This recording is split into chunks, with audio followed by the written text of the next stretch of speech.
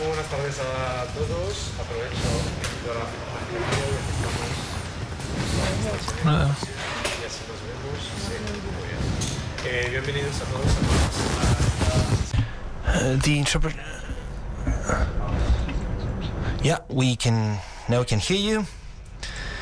I'm Ludovic. I'm the British Council Art Director in Spain, and I would like to say thank you to Fundación Telefónica for having us today at this meeting. It is one of the meetings that continues with the festival that we've organized. We've been organizing it for 2 years. That was XR Fest, about immersive realities in technology area, and how in the end this universe, step by step, has been getting into the advanced technologies, for example, AI. Today, specifically, we will have 3 guests with us to speak about this topic and the impacts that advanced technologies have in the world of arts. In a minute, we'll have Karen Palmer, who is an AV producer of immersive realities, but also of augmented reality and advanced technologies. We'll talk to her about biases, prejudices, and how technology can help us discover who we are deeply. We'll have Mr. Santa Cruz to speak about. To chat with Karen, and we'll end up with an interview with author Ian Miller, who is a professor of the University College of London, who works on the creative power of machines in a very near future. So without further ado, we'll start with Karen Palmer, who is with us from London, in fact. Hello, Karen. Karen Palmer is the future storyteller. She is the one who develops storytelling and all the possibilities that storytelling gives us to develop new stories and to understand how we are deep inside. She has been awarded with many prizes in the world of cinema. She has worked in the AV sector for almost all her life, and her works put at stake our self-consciousness, the biases, and it tackles things like democratization of technology, especially AI, the future of storytelling, and the transformation power of art and technology. Karen, good afternoon. Thank you and welcome. How are you? I'm great. I'm honored to be here. Thank you for having me, Ludovic. Un placer. Comentaba justo para entender. A great pleasure. Well, in order to understand your career, I said that you have been working in the AV sector for, well, all your professional life, so to speak. You started to work in the music sector. When and why did you decide to get into the advanced technologies world and the research in this field? I started directing music videos about 20 years ago, and I could see the impact of digital media on people. Like, music videos have such an impact upon culture in terms of fashion and style and attitude and swagger. And I thought, I wonder if I could use this same visual digital media to empower the participant, because I felt that they were like receiving a message from a video, like perpetuating something upon them, and I wanted in some way to create like a feedback loop so that the media would actually empower them as opposed to projecting messages or selling products on them. So I started to look at film, but in a way immersive, and how I could use technology to do that. And that was to the year 2000, like 2005, 2000, when I started to think about tech and film. Lo que decía en introducción es que what I was saying during the introduction is that you are the storyteller of the future, so also that the audience, both here and online, could understand this. How would you define storytelling? So I say that I'm the storyteller from the future, and that I've come back to enable people to survive what is to come through the power of storytelling. And I also say I have not come back alone, so that maybe there's some members of the audience or listening to this that have also come back with me. But to answer your question, is storytelling is the stories we tell ourselves and each other every day. It's not necessarily something you watch on Netflix.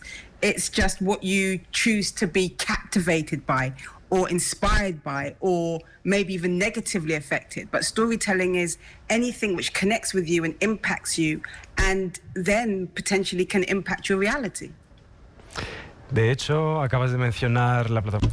In fact, you just mentioned Netflix. When we were preparing this interview, you said that you were the antithesis of Netflix, because you were against everything that has to do with passive storytelling, that message that arrives without being able to interact or without the audience to be able to have a reflection because of this.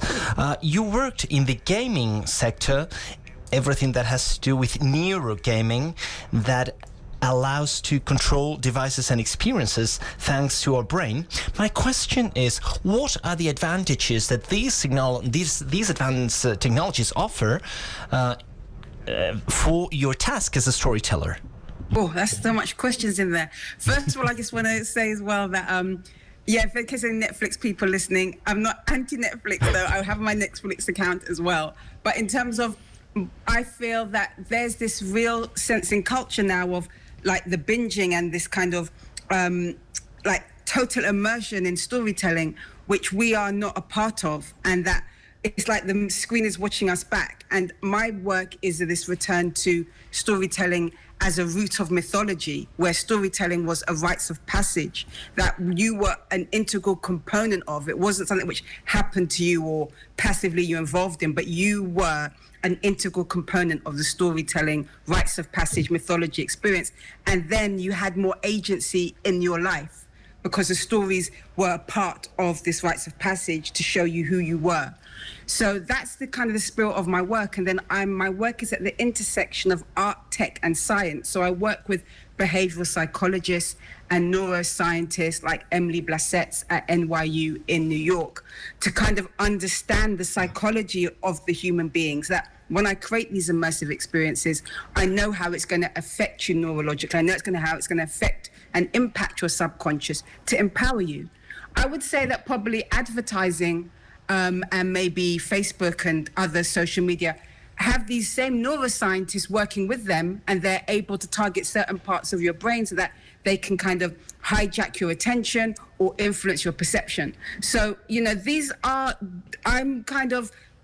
tools which other sectors are using, but I'm using them within arts, and I'm using them not to disempower you and sell you something, but to empower you and help to enable to activate agency inside of you.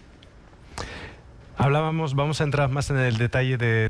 We'll get in further detail in your productions. We'll first of all speak about a production that you've premiered some years ago, Riots. That is some kind of protest, some kind of riot. And with this immersive experience, we have the audience are facing in the middle of a crowded demonstration that degenerates in some way, and thanks to the facial recognitions and the eye tracking, the story of this riot and the path that the audience follows through this demonstration can change.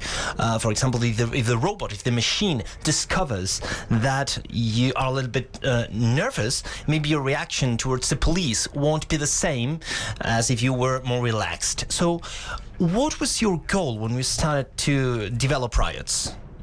So my objective was quite a lofty one, but I achieved it somehow, was that I wanted to enable people to become conscious of sorry, one second. People to become conscious of their subconscious behavior. So what happens is you watch the film and the film watches you back, and it branches depending on your emotional response. So in life, what happens is that maybe your emotional response affects the narrative around you.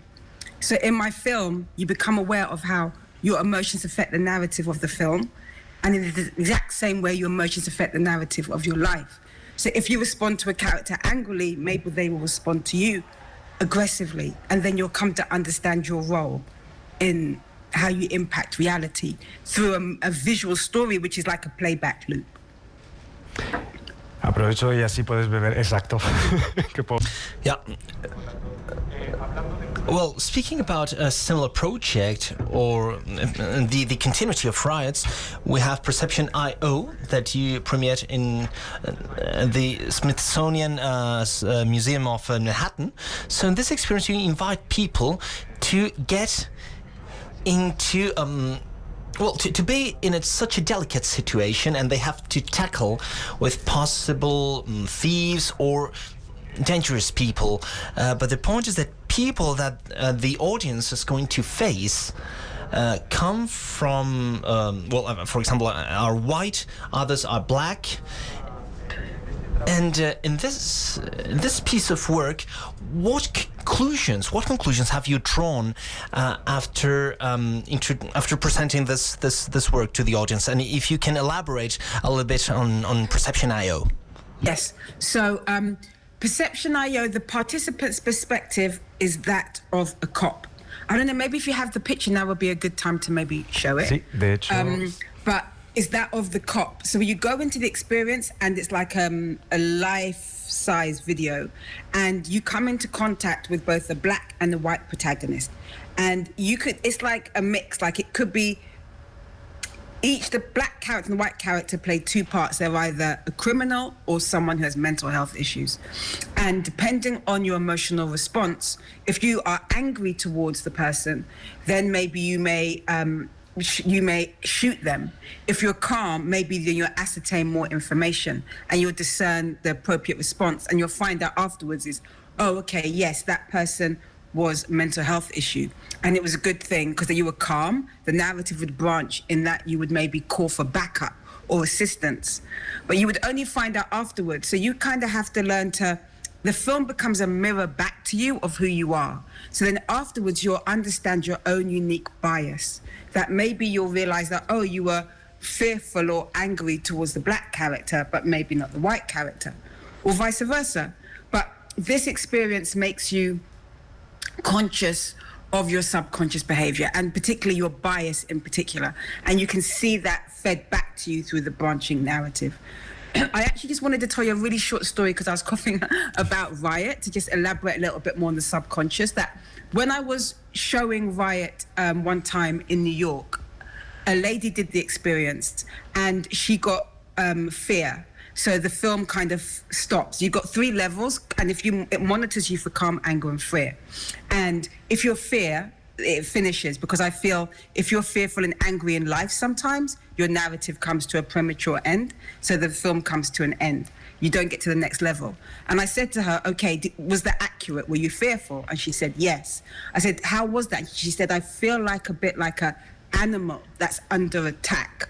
And she's making herself smaller, which is very classic in terms of in the wildlife you might watch, that if there's a predator, then the creature makes itself smaller. So I asked her to have another go because she could reprogram her brain. And she said she wants to reprogram her brain, but she doesn't want another go.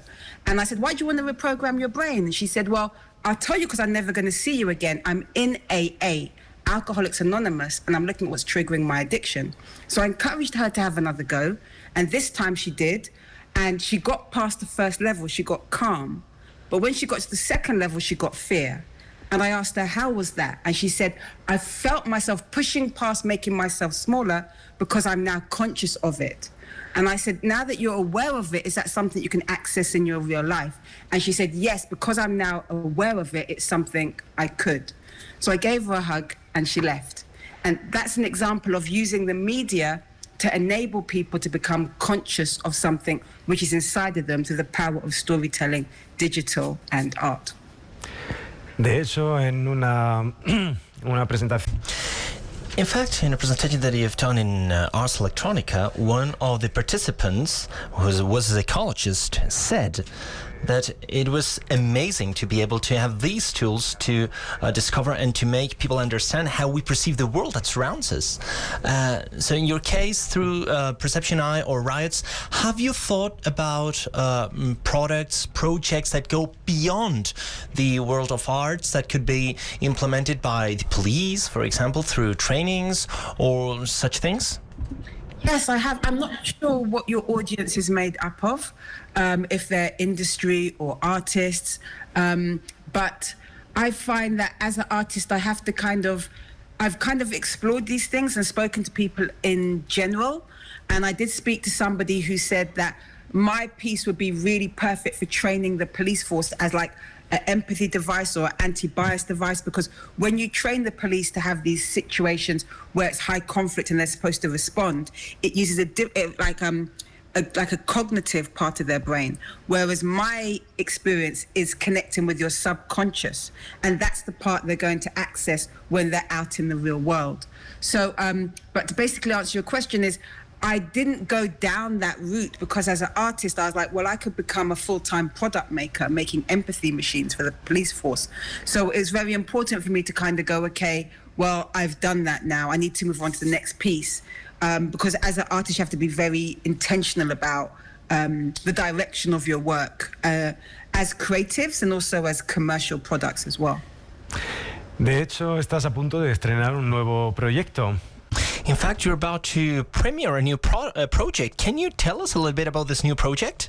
Because I know that you're about to do it. Yeah.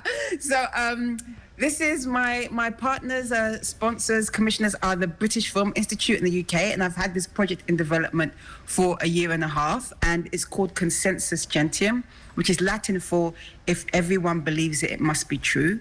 So it's about perception of reality, and it's an emotionally responsive film that monitors your eye gaze, and it's created for a mobile device.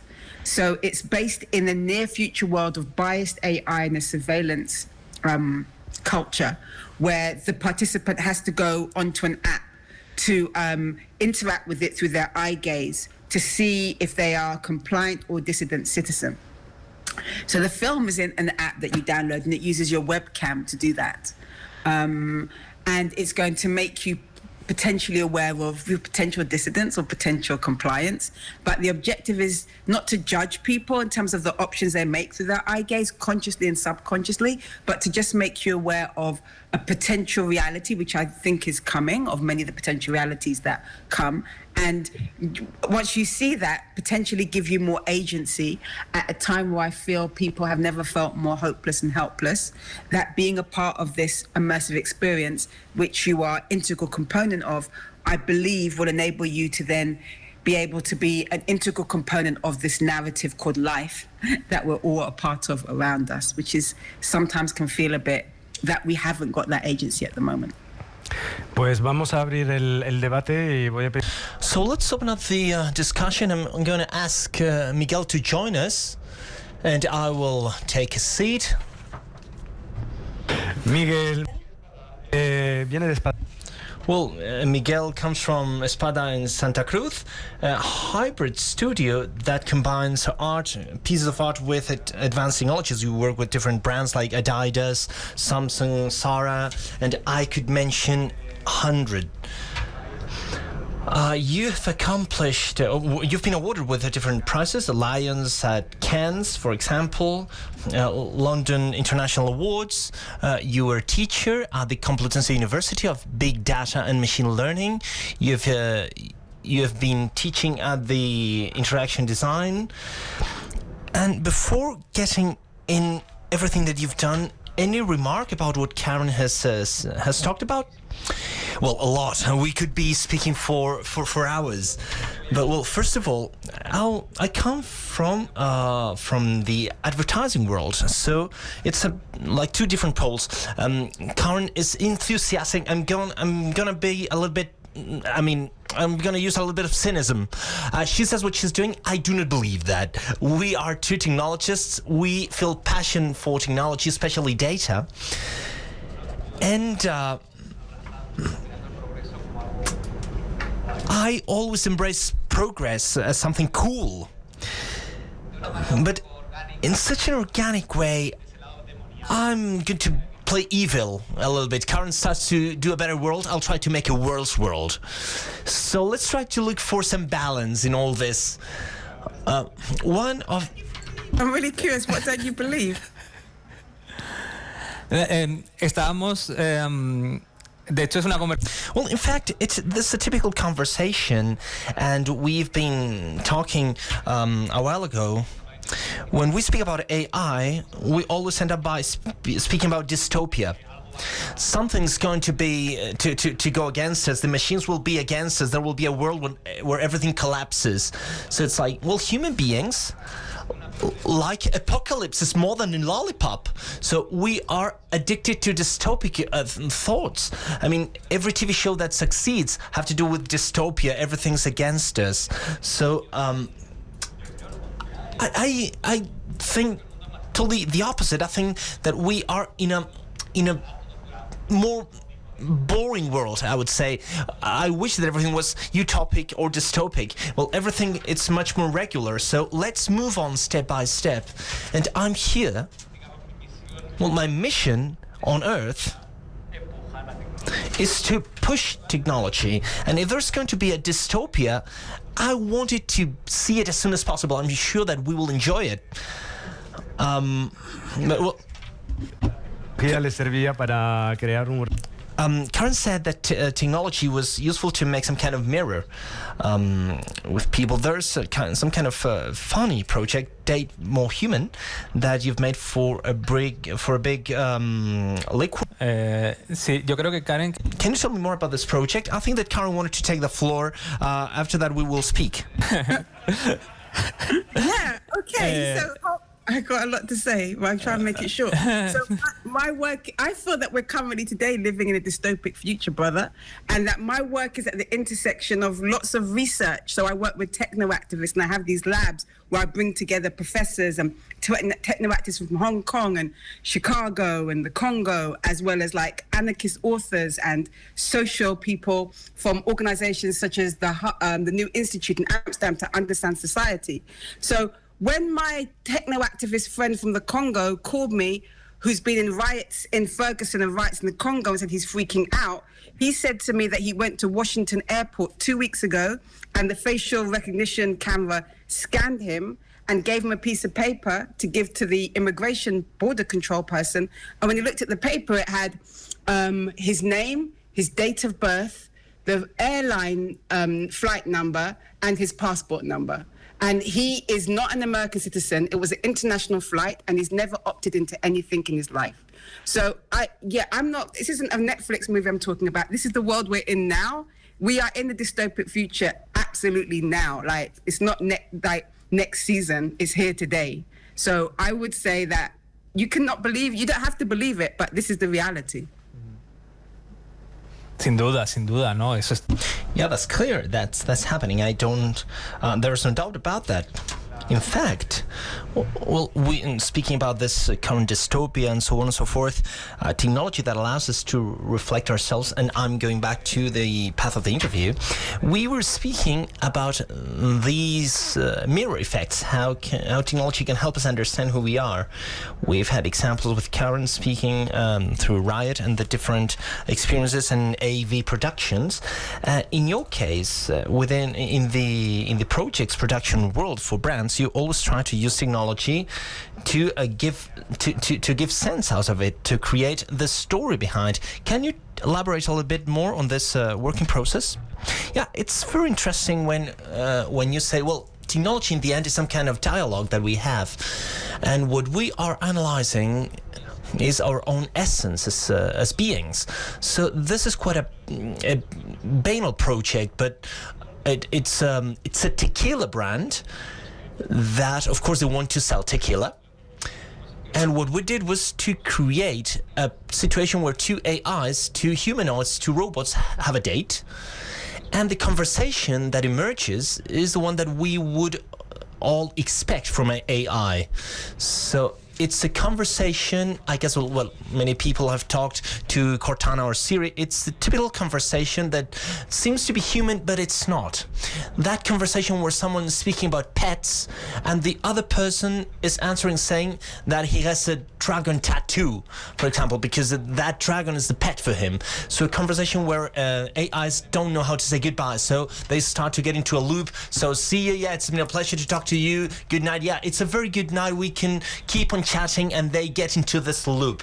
So the brand wanted to say, if you don't want to flirt as a robot or as an AI, drink tequila. That's the message that they wanted to convey. So the interesting thing out of all this is that this intelligence, these conversations are trained with real conversations.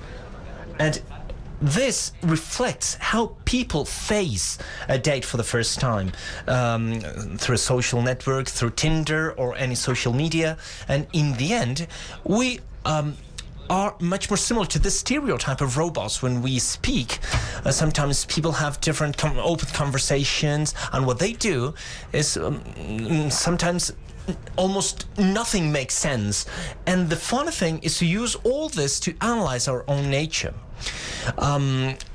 Based on this project, there is a researcher, British researcher, Libby Heaney, that has developed many technologies with robots that interact on Tinder platform, and she has trained the robots based on dates from the novel Lady Chatterley's Lover. It was quite controversial, and Tinder users did not realize that they were interacting with a robot, and they were having surreal conversations, speaking about children, sexual life, loyalty, etc.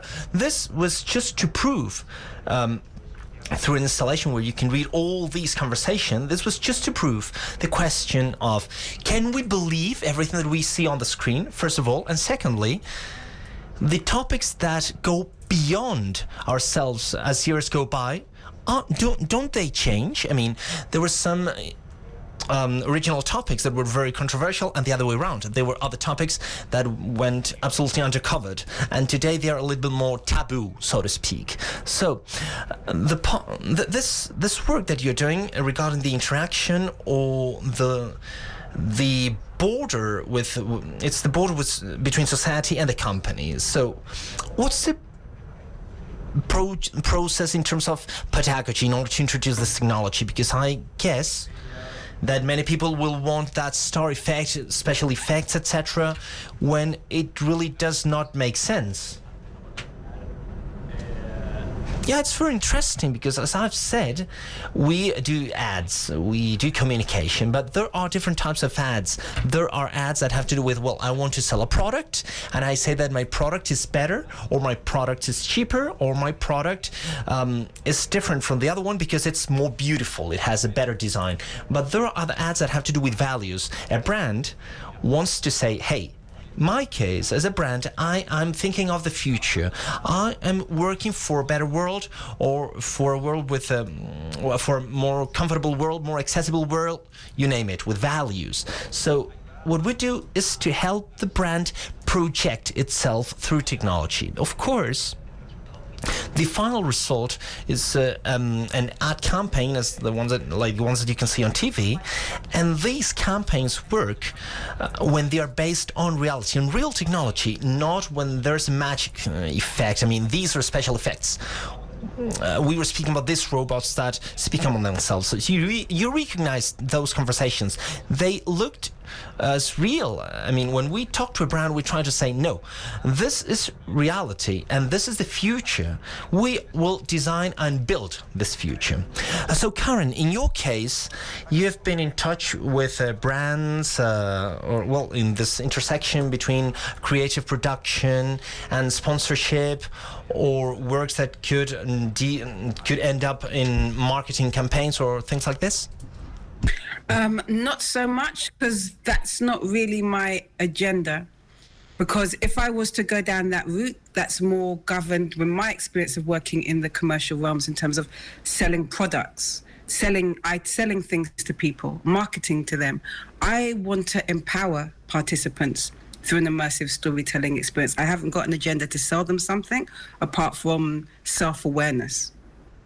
So I work more with commissions from organizations like the Cooper Hewitt Smithsonian Design Museum or BFI, as opposed to brands. I have collaborated with brands like Toby Pro, which is the eye gaze brand, and ThoughtWorks is a technology company that I work with whose values align with my own in terms of using technology kind of more from the perspective of like an ethical perspective in business as being their number one priority. Lo que a mí me fascina en vuestras dos comentarios es... What really amazes me is that you are targeting complementary audiences, I would say, trying to have new views in terms of technology. There's a movement. I was reading yesterday. I'll try to pronounce the name of this South Korean philosopher, Byung-Chul just published a book that is called No Things, that has quite a radical statement about the use of technologies, saying that smartphones, that we are not using smartphones, but smartphones are using us.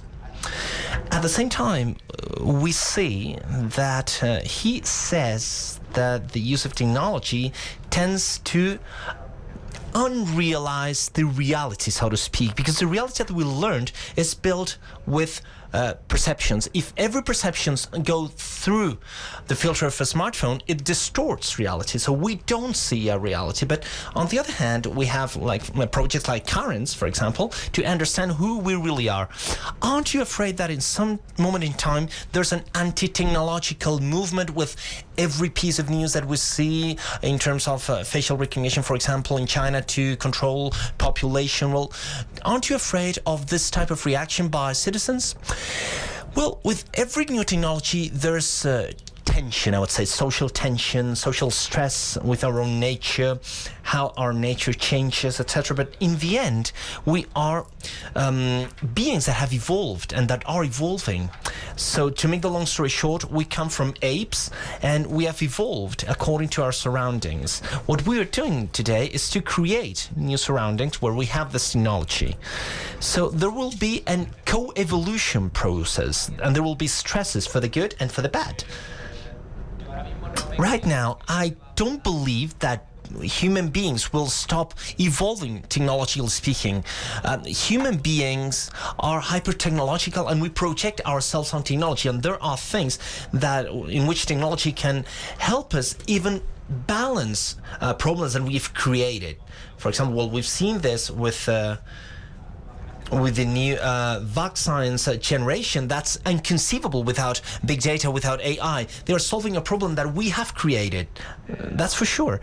And right now, the challenges that we have, climate change, for example, I'm sure that how we're going to tackle climate change will have a lot to do with data processing and AI.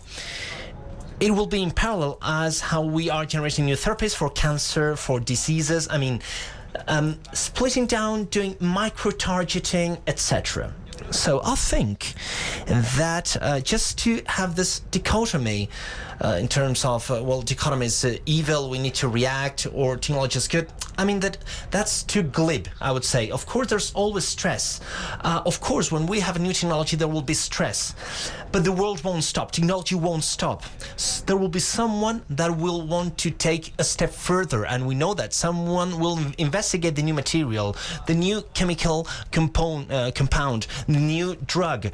That will happen. So as human beings, as humanity, we need to evolve, both physically, because our body changes, mentally, of course, our mind will change, how we manage our memories, calculations, etc. So we need to be we need to be concerned with every ethical problem that everything entails. But just saying that smartphones are evil, I think that's a very mediocre statement, I would say. I think that nobody has been so glib, I would say, but that tension will be there.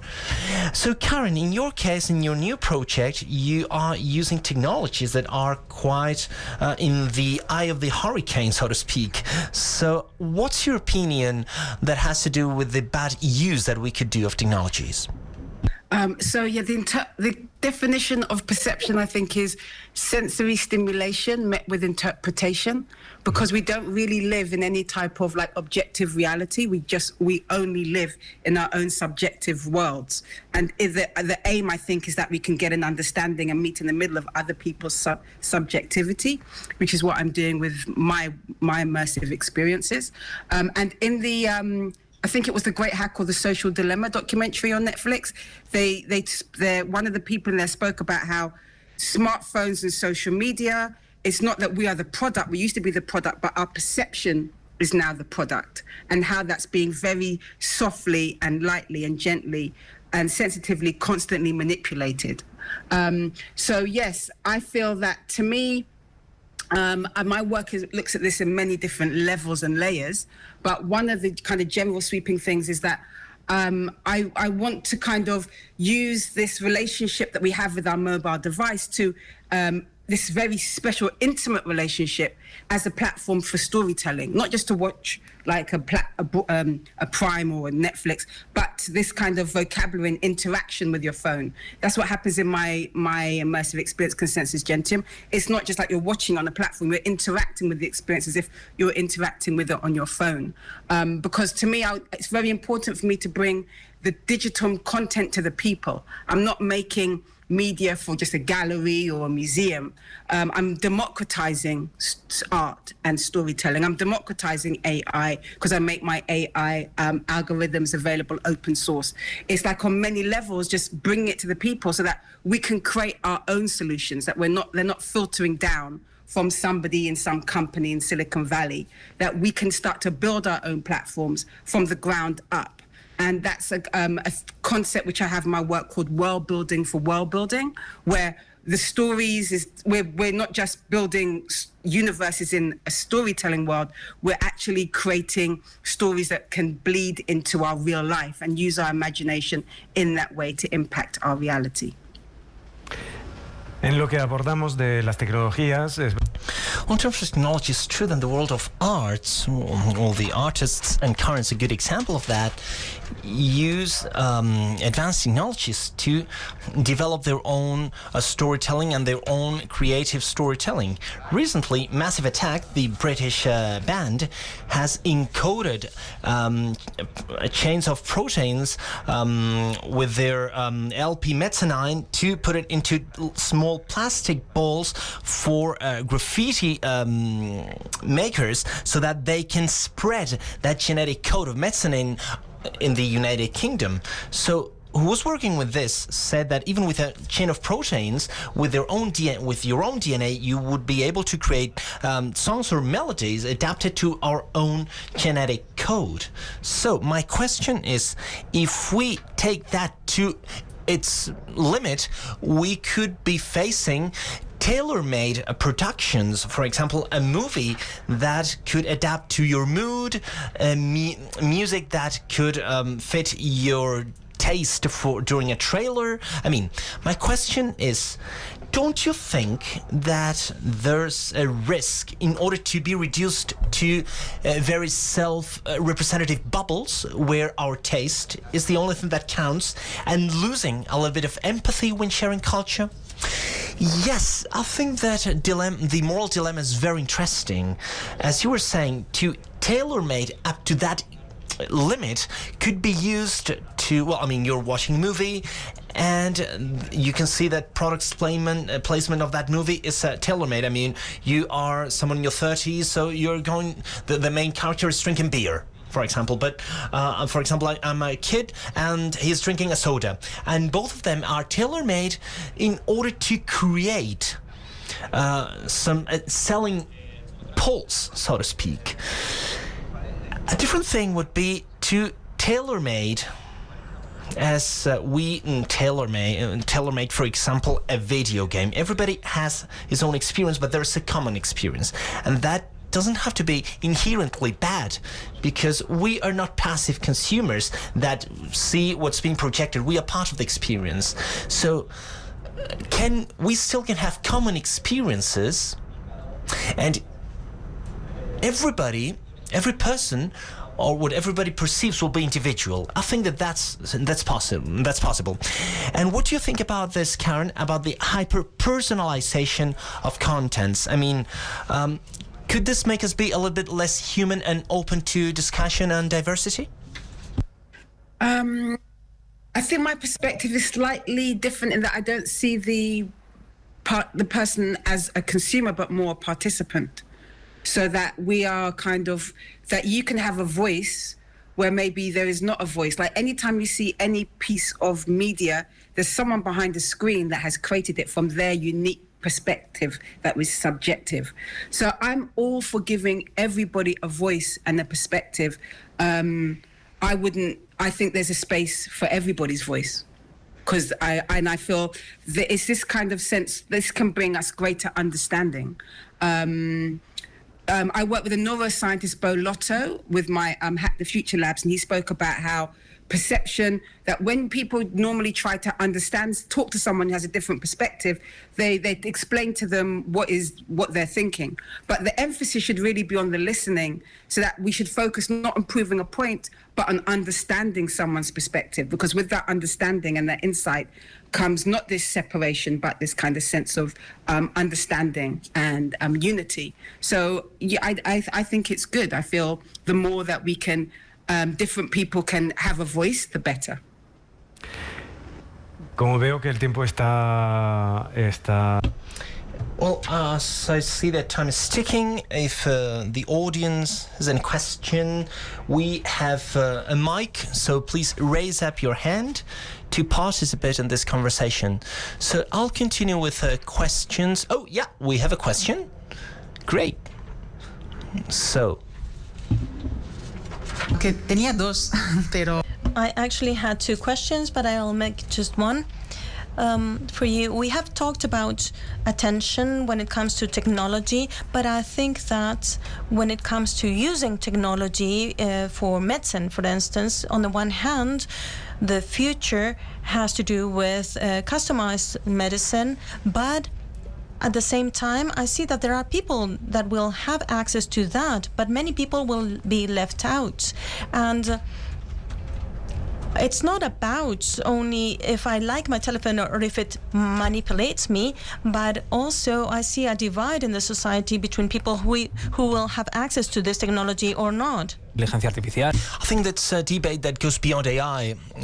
That's the point. We live in a world where that is unbalanced. And beyond that, there are classic drugs that, there are people that can afford them and people that don't. There are more democratic health systems than others, and that goes much beyond AI. I wish AI, because of the automatism, can help us democratize all that, but we need to have a much deeper fight in how we manage our reality. Now we are...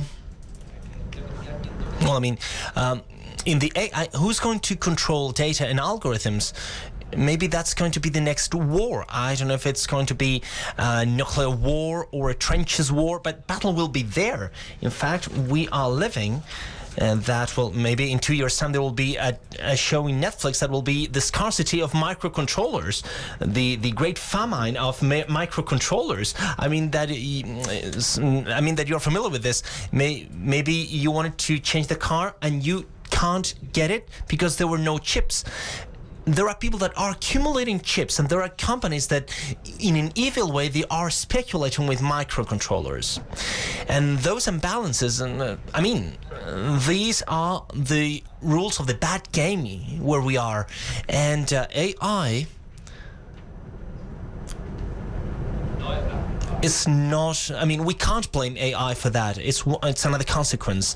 So, Karen, in your case, as you have to empower the participants in your experiences, what do you think about this access to technology problem? Because if someone can't access technology, if someone can't enjoy these experiences in some way, it's difficult to be able to empower this person. So what's your point of view regarding these accesses?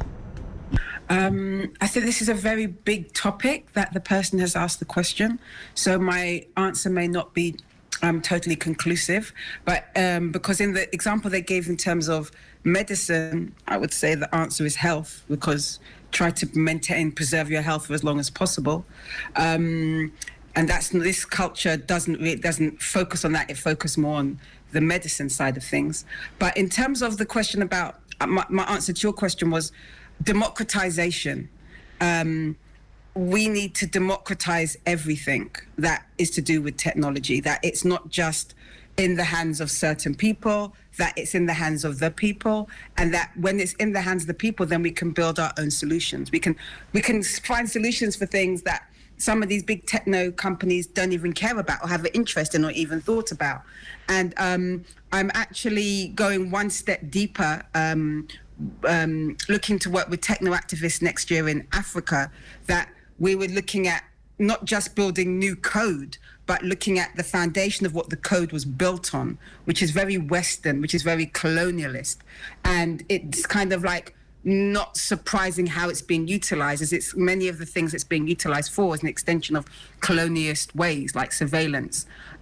So we're looking at building our own code from scratch, using not even the English language or binary code, but other forms of code, because we have a different agenda with the technology. So from the very building blocks of it, we have to start with different bricks to build it. So democratization is the answer.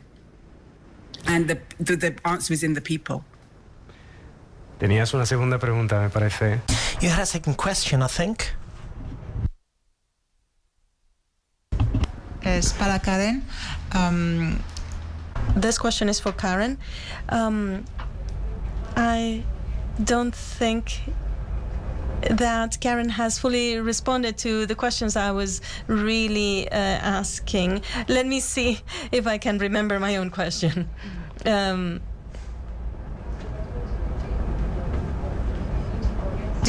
For destruction.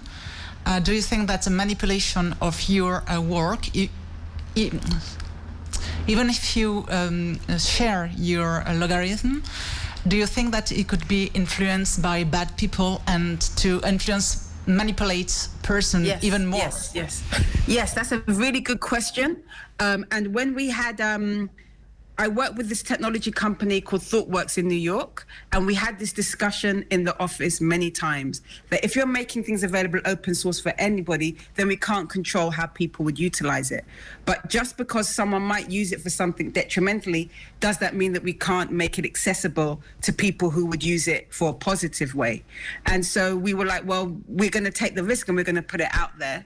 Because so basically, I don't know. There's definitely a major concern, but that doesn't mean that's not a good enough reason not to put it out there. But we have had many hours of discussions about this, yes. Did that answer your question? Yes. Okay. Currently, yes. Good. Pues aprovecho para preguntar.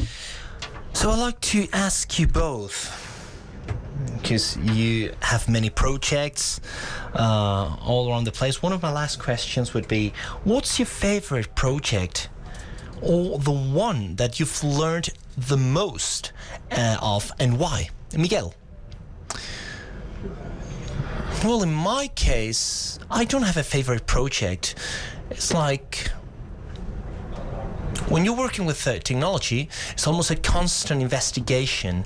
You are experiencing with new algorithms, you are trying new data or other technologies, robots, any other technology. So when you are doing that, when you're doing it, that's your favorite project. When you're done, you hate it, you end up with it, and you move on to the next one. So in the end, it's some kind of constant race. Sometimes you feel like the donkey following a carrot with new technologies. New technologies, well, I mean, we are lucky because new technologies are some kind of new way of expression. It's like if an orchestra made up a new instrument every year and you have to tune it, you need to know how it expresses, how to be a master of that. And there's another instrument, and every year a new one, and that's really exciting. When suddenly they release an AI algorithm, it's really, really exciting because you say, oh fuck, how does this work? And well, I would like to Well, according to the last answer, I think that it is interesting in a more didactic way. I mean, the main issue with AI, and it's being discussed right now, is like once you train an AI, it's very difficult to know how it works. So regular algorithms, I'm going to be as a teacher right now. The lifelong algorithms, as we set up machines, are set up with rules. Just imagine a chess game. I have my horse that is threatening the queen and a pawn. And it's like you eat the queen because it worths more than a pawn.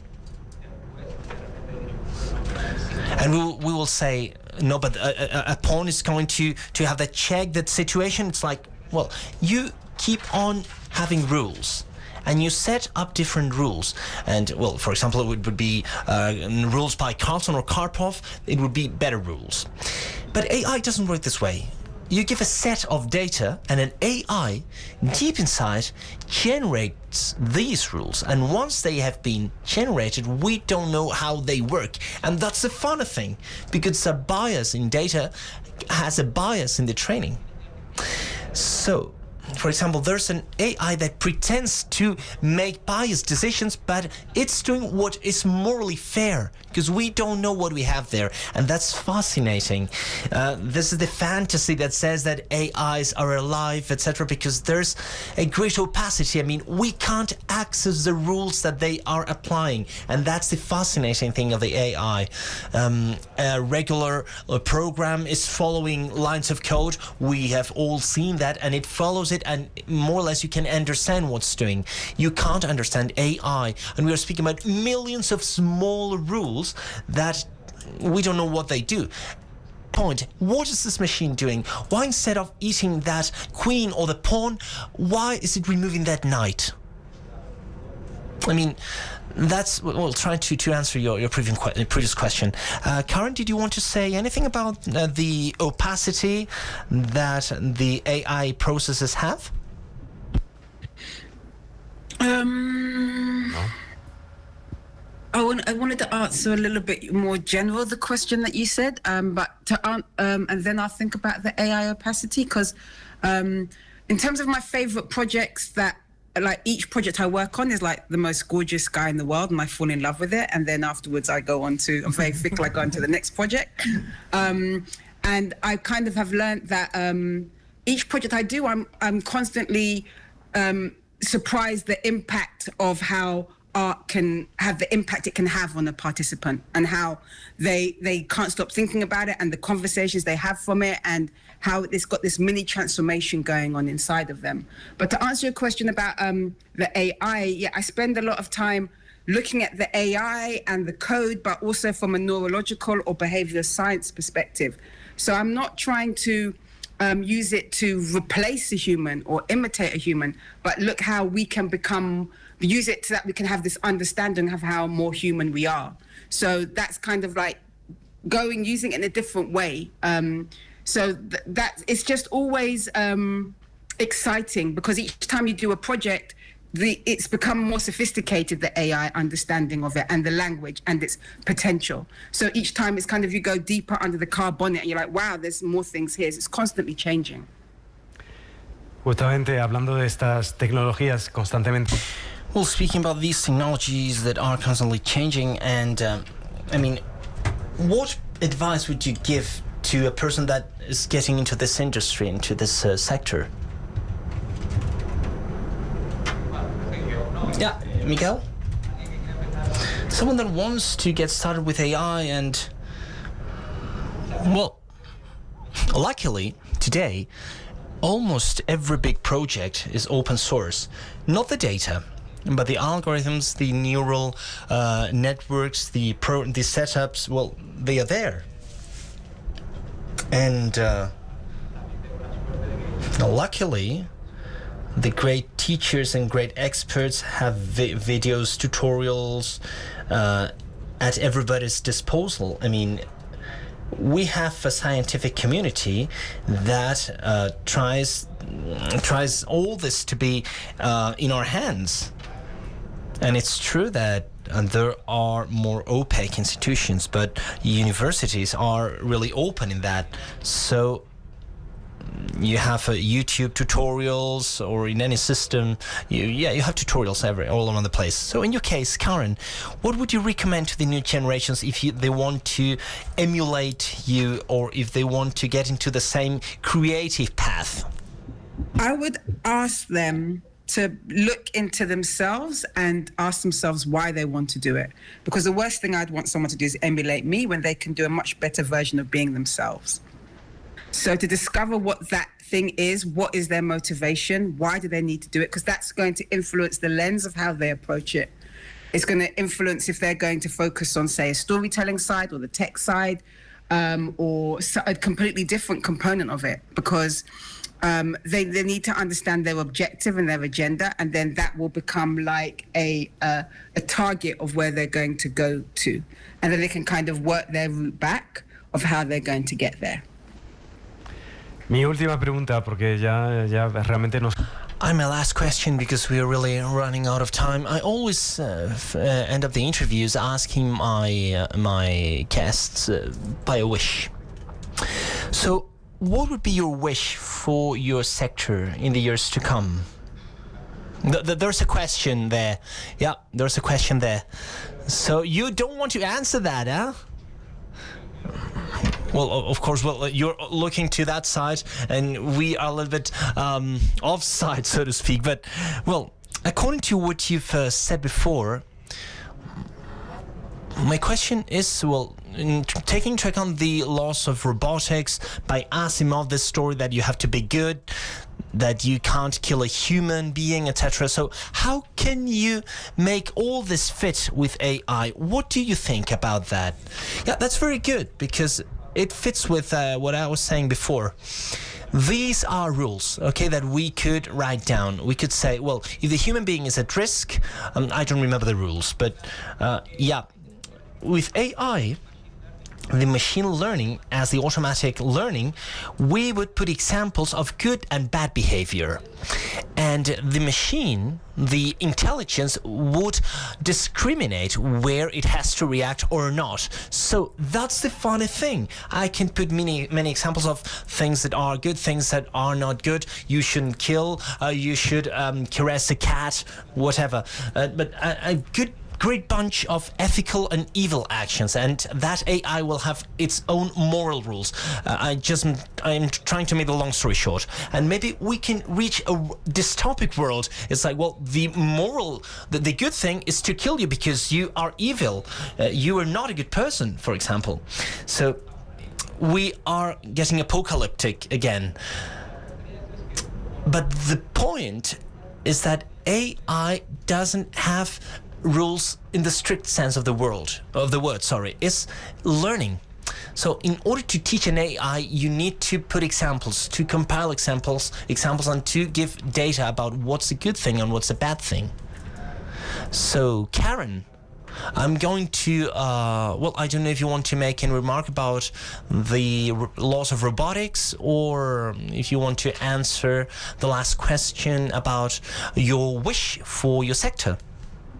I'm just really very much into the people having control of things. I would just like people to kind of be a part of the sector, because even that lady's question about people exploiting something open source for good or bad.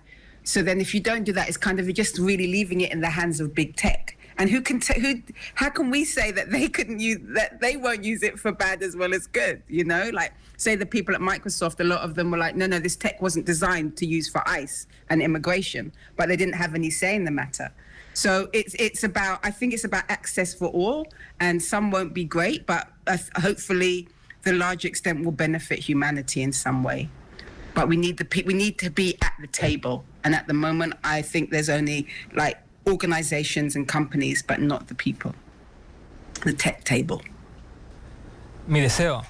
Yo quiero velocidad, que las cosas. My wish. I want speed. I want things to go faster, because I would like every changes that technology is embracing. I mean, I would like that things are faster. If we're going to go to Mars, right now. If there's going to be a dystopia, right now. I mean, I don't want to wait for so long, because things, from our subjective point of view, is that they go slowly. So speed, rhythm, come on. So we have the poles of this discussion, between taking control of the topic of the discussion, or to burn this future going really fast in order to discover what's about to come. Thank you very much to both of you. Miguel, Karen, thanks for being with us today. Congratulations, and we'll follow you on social media and websites. Allow me to be here. Thank you.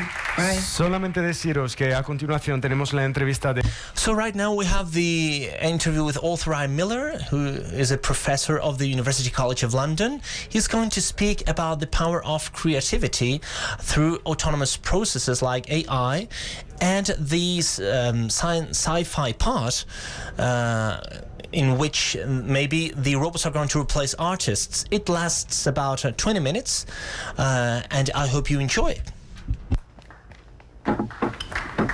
Allá.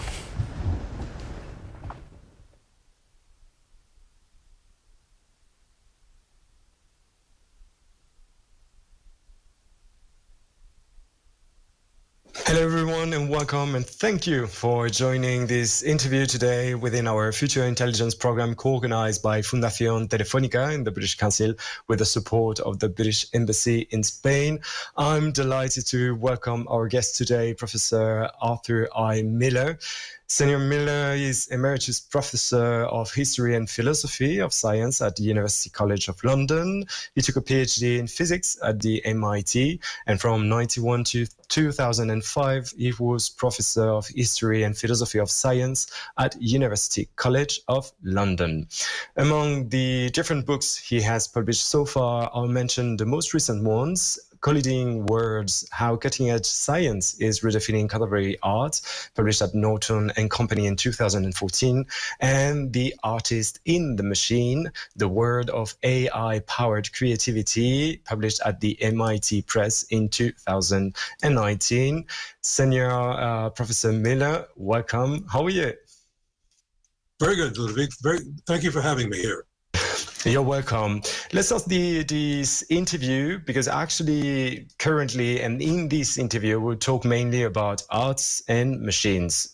We have a couple of examples in recent years of different tools that have been implemented by artists and creators. For example, Massive Attack, the British band, has been using for a couple of years machine learnings to create patterns of sounds for their new songs. Film trailers are generated by artificial intelligence right now. Algorithms are tailoring our taste.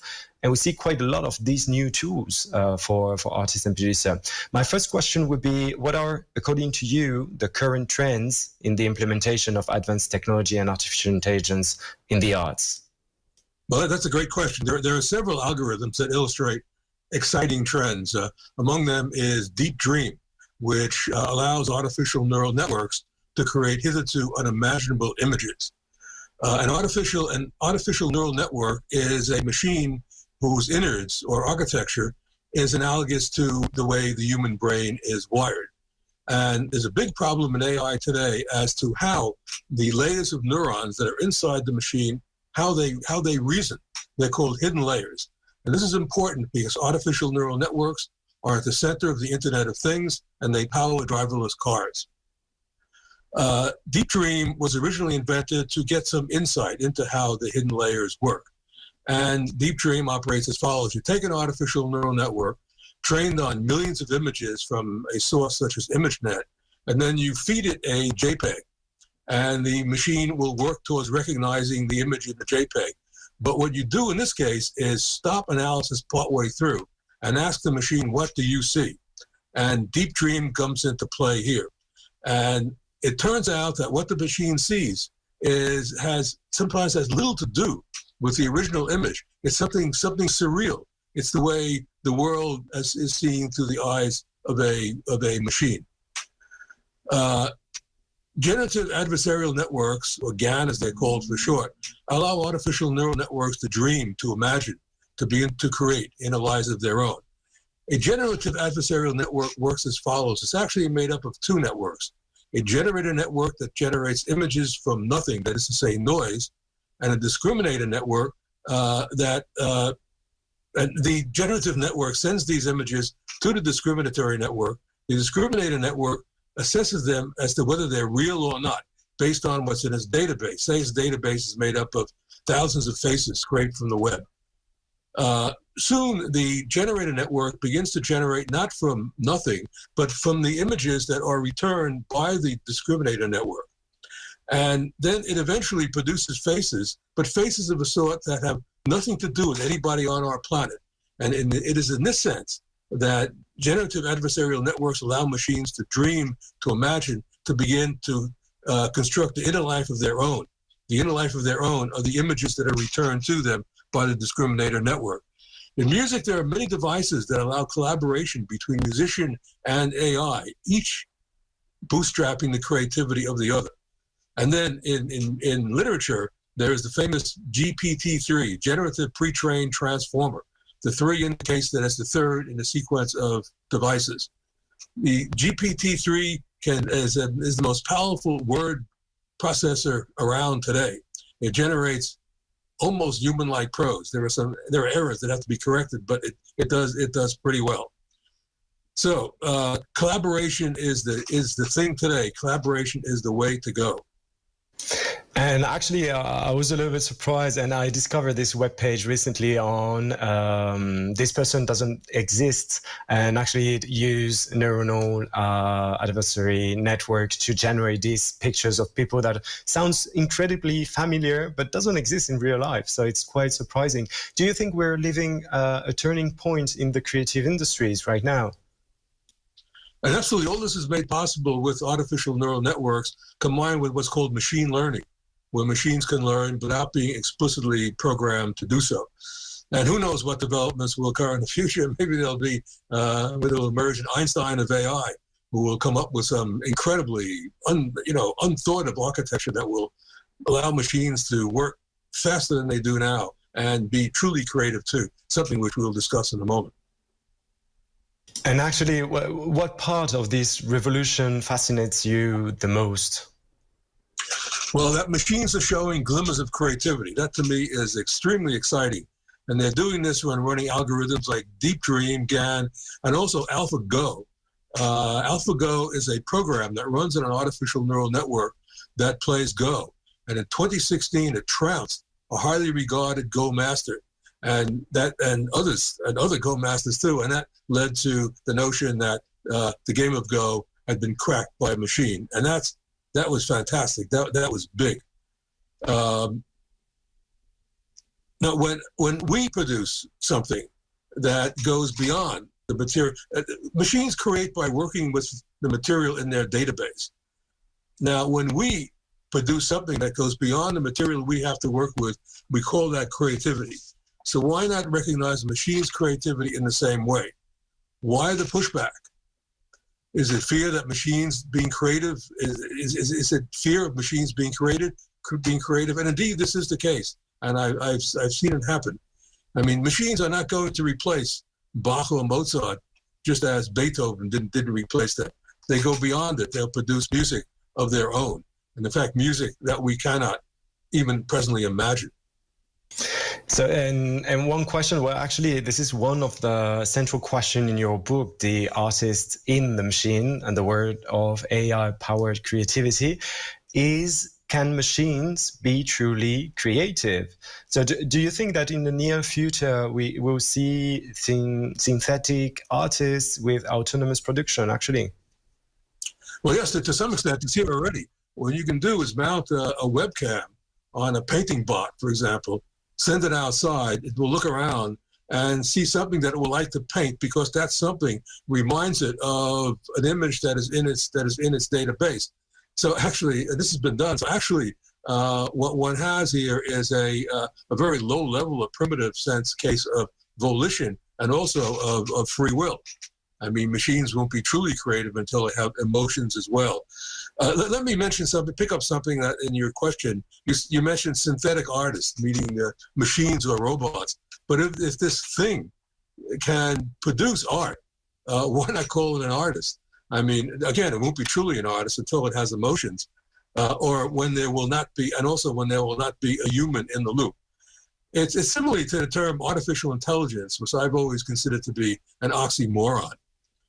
I mean, there is consciousness and there is intelligence, both of which can exist in other life forms and need not be called artificial simply because they are not human-like. I mean, when artificial general intelligence emerges, there will be one intelligence, not artificial and natural. Just to return to emotions for a moment, one argument against machines having emotions is that they're not out there in the world having emotional experiences, real-world experiences like falling in love or communing with nature. But in sometime in the near future, machines will be fluent in a language, say in English, and they will be able to truly read the web and acquire more knowledge than we can in a lifetime. And in this way, convince themselves and us that they have experiences that seem to be essential to creativity, such as inspiration, love, hate, and so on. Then we'll go on to wire them with complex systems of sensors, regulative mechanisms, and communication pathways, by means of which they will evolve a set of emotions that are duplicates of ours. That's perfectly fascinating, and actually, I like the point on there is no two intelligence. There's just one intelligence afterwards. And so you've mentioned your vision of this future, and in different books you've insisted on the fact that science inspires the arts, and artists are always very keen to experiment in order to expand their creativity. But actually, the level of complexity of advanced technologies can be an issue as well for many artists. What do you think about this challenge? Because artists will have to face this challenge of dealing with complex technologies, and it would be growing over the coming years. Absolutely, that's absolutely correct. And what we have now is a new breed of artists emerging, the AI artist. The AI artist is technologist and artist rolled into one. The AI artist creates with code. The AI artists collaborate with machines. Machines to them, I bristle when people refer to machines as tools like a paintbrush. Machines are delicate instruments capable of increasing the creativity of the human artist. In fact, some people sign off a work produced by them and the machine with their name and the machine's name as well. And by collaborate, I don't mean go out for a drink after work with the machine. That's obviously far in the future. You collaborate in the sense that you both, it's an exchange of knowledge. And what would be your advice? Because I imagine all this new generation of artists working with machines. What would be your advice to be for these creative talents aiming to start working with this technology? Well, my advice would be to learn computer science so that you can fully understand what a machine can do. And so when you go to university, you should take courses in both. You should major or read in both computer science and art. And you can do that also. At University College London, there are people in the Slade School of Art who also take computer science courses. And indeed, by some Jungian synchronism, the computer science department is next to the art department. That's interesting. So another interesting link between science and the arts. Well, actually, in your book, Insights of Genius, about imagery and creativity in science and arts, running through the book is the idea that science extends our intuition from common sense to an understanding of a world beyond our perception. Is this the role of AI to help us go beyond our perception? And especially, is it possible for AI because actually it's programmed by human? Absolutely. Machines can imagine what we cannot imagine and see what we cannot see. That's the case with generative adversarial networks and Deep Dream.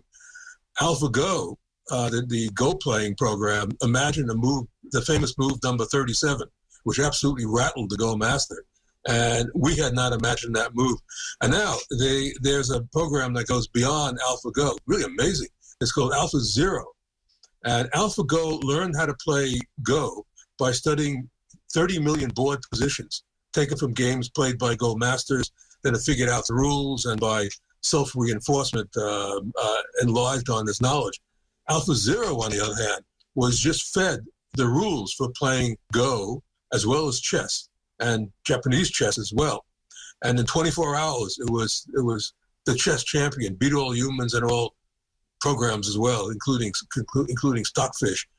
Now, the interesting and weird thing here is that whereas AlphaGo learned how to play Go by looking at the way humans play Go, AlphaZero was just fed the rules and then figured out how one goes about playing the game. And so AlphaZero had no contact with humans. And the upshot is that it plays a very alien-like game of chess. It attributes values to the pieces that differ from us. And as humans who have played AlphaZero comment, it plays chess with style and imagination. That is to say, with creativity. And also, it's like communicating with an alien. And AlphaZero is in a sense a harbinger of things to come.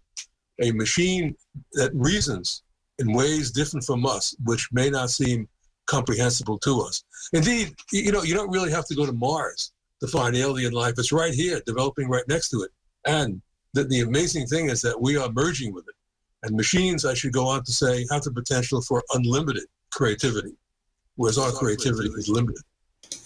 Well, actually, talking about all these machines and robots, we see as well, because it's creative industries, that there is a big market around these advanced technologies. So, for example, in March this year, the graphic designer Michael Wickelman, aka Beeple, sold his piece Every Day's the First 5,000 Days for $69 million at Christie's. And it's an FAT, a non-fungible token that can be destroyed or replicated. It's unique and only exists in the cloud. Do you think we'll see a similar phenomenon with artworks created by robots, actually? Absolutely. I mean, but first let me say that Beeple created his files with digital software like Adobe. AIs go further, much further. And the thing is that what you do is you put a file into a blockchain, and that's essentially your NFT. We look for machines and robots and the robots they power to create art that we presently cannot even imagine. This is music we cannot even imagine, and so on.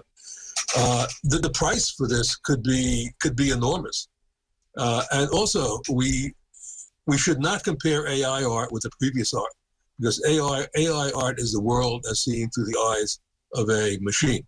So aesthetics for AI art is something that is still in the future. Ironically, what AIs do to assess the aesthetics of paintings by humans, but not yet by machines.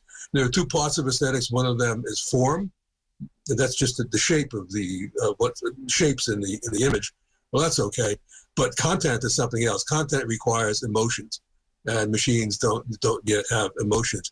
I'd like to mention something that you brought up in previous discussions we had.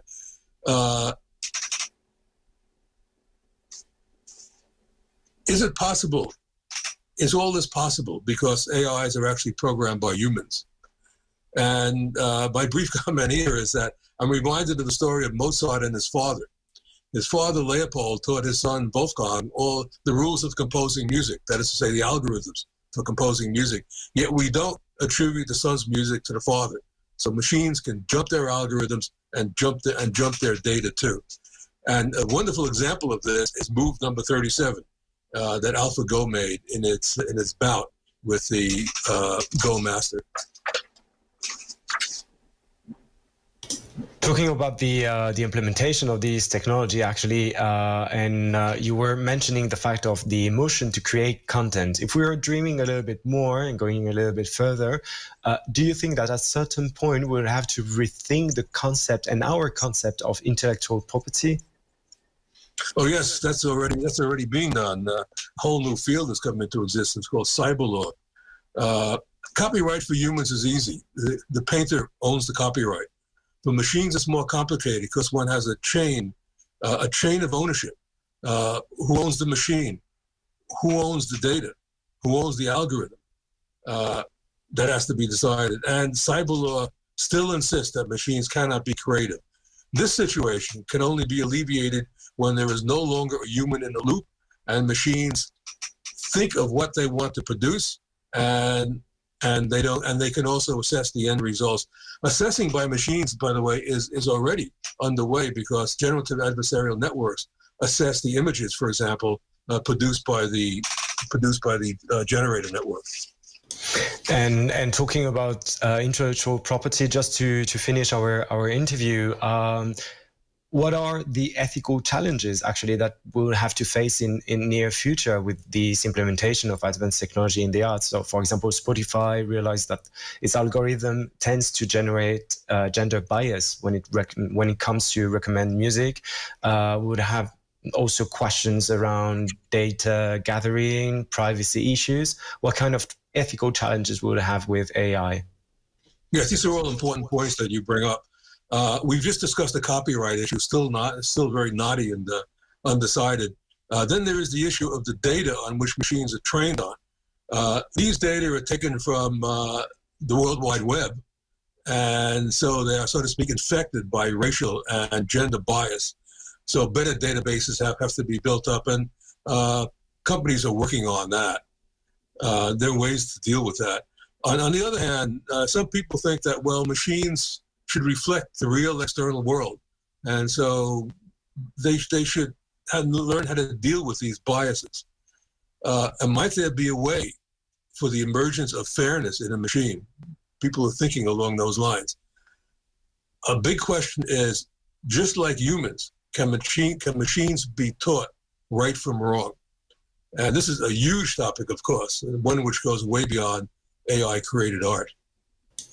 That's definitely food for thought. I'm afraid we don't have much more time to carry on with this conversation, but I wanted to thank you so much for joining this interview, Professor Miller, and to remind our watchers that your book, The Artist in the Machine, The World of AI-Powered Creativity, is available. And actually, your webpage is a mine to discover latest news on these subjects. Thank you so much, Professor Miller.